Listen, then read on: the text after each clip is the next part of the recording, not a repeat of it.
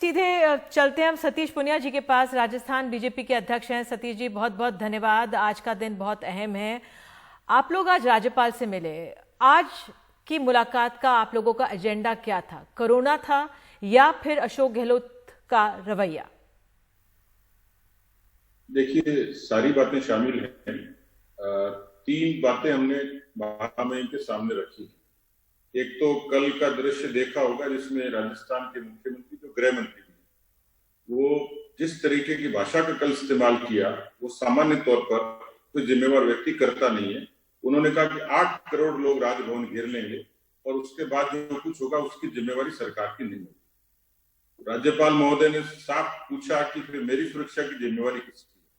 इस पर हमें ऐतराज था कि राजभवन के प्रति और संवैधानिक प्रमुख के प्रति इस तरीके की भाषा, ये सामान्य तौर पर भारतीय दंड संहिता की धारा 124 में कवर होती है, जिसमें राष्ट्रपति राज्यपाल के विधिक अधिकारों से रोकने का अपराध साफ साफ देखता है। दूसरा, राजभवन में जिस तरीके का दृश्य हुआ, धरना प्रदर्शन, नारेबाजी, क्या वो सब सदन को आहूत करने के लिए फोर्स कर सकते हैं राज्यपाल को? ये मसला था।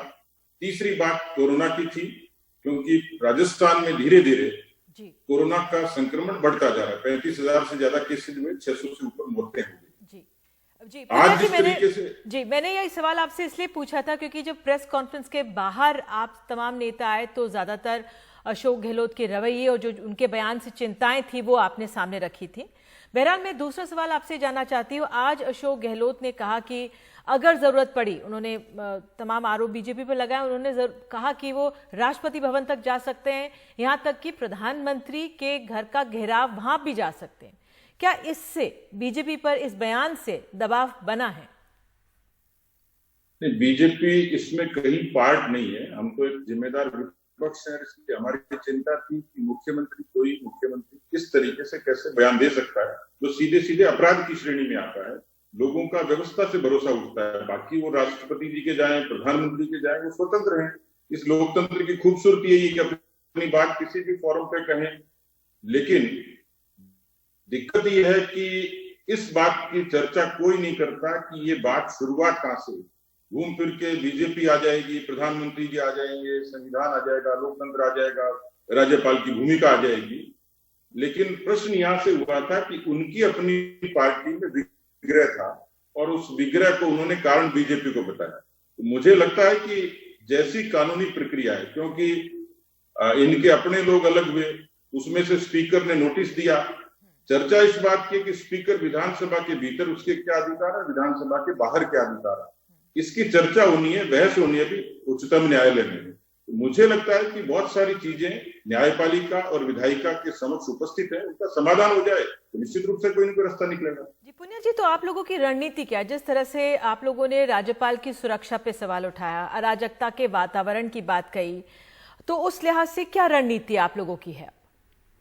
देखिए, हम यदि कुछ भी नहीं कहते तो आप ये कहते हैं कि विपक्ष चुप है, क्योंकि कोई जिम्मेवार व्यक्ति ऐसी बयानबाजी करे, ऐसी बात करे और सीधे सीधे आज तो धरने प्रदर्शन हुए, आप उसके वीडियो देखिएगा तो आपको पता लग जाएगा कि सत्ताधारी दल के लोग एक तरफ कोरोना से लड़ने की लड़ाई लड़ रहे हैं, बड़ी बड़ी बातें कर रहे हैं, खुद कोरोना के संक्रमण में लोगों को धकेल रहे हैं। तो हमारी एक विपक्ष के नाते जायज सी चिंता है, जिससे हमने राज्यपाल महोदय को अवगत कराया। उसमें कौन हस्तक्षेप करेगा? राजस्थान की जनता का धनी धोरी कौन है? क्योंकि वो तो बाड़े में बैठे 15 दिन से और दावा कर रहे हैं बहुमत का। यदि कोई भय नहीं है, बहुमत है, तो फिर लोगों को काम करने दीजिए। एमएलए बंधक बने हुए हैं, मिनिस्टर बंधक बने हुए हैं। जी पुनिया जी, यही कहा जा रहा है, तो फिर विधानसभा में क्यों नहीं उनको साबित करने दे रहे? लेकिन मेरा आखिरी सवाल सर ये है कि आज बीजेपी की तरफ से ये भी आरोप लगाया गया कि एक तरह से दंगल बना दिया गया था, राजभवन को अखाड़ा बना दिया गया था। लेकिन राजस्थान की जनता तो ये समझती है कि जब दंगल या अखाड़ा होता है तो उसमें 2 लोग आमने सामने होते हैं, अकेला व्यक्ति तो नहीं हो सकता। तो मैं यही कह रहा हूँ कि उन्होंने राज्यपाल को पार्टी बनाया और जिस वजह से गए थे, ये बात समझ लेनी थी दर्शकों को भी, आपको भी, कि सामान्य तौर पर सदन का सत्र बुलाने के लिए, अभी 13 मार्च को हमारा 17वां साल हुआ था, कोरोना के कारण केरल के चीफ मिनिस्टर ने मना किया कि कोरोना बढ़ रहा है। मध्य प्रदेश में 1 महीने का नोटिस था जो महामहिम ने सत्र आहूत करने के लिए कहा। तो एक विधि प्रक्रिया बनी हुई है, कोई चीफ मिनिस्टर या कैबिनेट ये दबाव थोड़ी डाल सकती कि आप कल ही बुलाइए। सदन का सत्र विधिक प्रक्रिया से हो जाएगा, आप अपना बहुमत साबित कर दीजिए। झगड़ा किस बात का है, डर किस बात का है? लेकिन मैं बता देता हूं जानकारी के लिए कि कांग्रेस में विग्रह हुआ और कांग्रेस के विधायकों की संख्या सिमटकर 88 हो गई। बाकी इंडिपेंडेंट्स और रीजनल पार्टीज हैं। रीजनल पार्टीज के एक दिन में 3 मत बदलते हैं, कभी वो दूसरा वीडियो जारी करते हैं, कभी उनके बारे में जाके मुख्यमंत्री के साथ बहस करते हैं। तो अभी स्टेबिलिटी नहीं है। बाकी हमें कोई ऐतराज नहीं है, फ्लोर जब होगा आप अपना बहुमत साबित कर दीजिएगा। उन्होंने कहा है कि 102 विधायक उनके साथ है, आपको लगता है इससे भी कम है क्या? ये निश्चित ही कम है। जो मैंने कहा कि सचिन पायलट ने अपनी पार्टी से नेतृत्व के प्रति असहमति जाहिर की। अभी कांग्रेस पार्टी ने न तो उनको निकाला है न बर्खास्त किया। अभी तो स्टेटस पता नहीं है। वो करें आलाकमान से बात कर रहे हैं, मुख्यमंत्री ये कह रहे हैं कि मैं वो आ जाए तो गले लगा लो।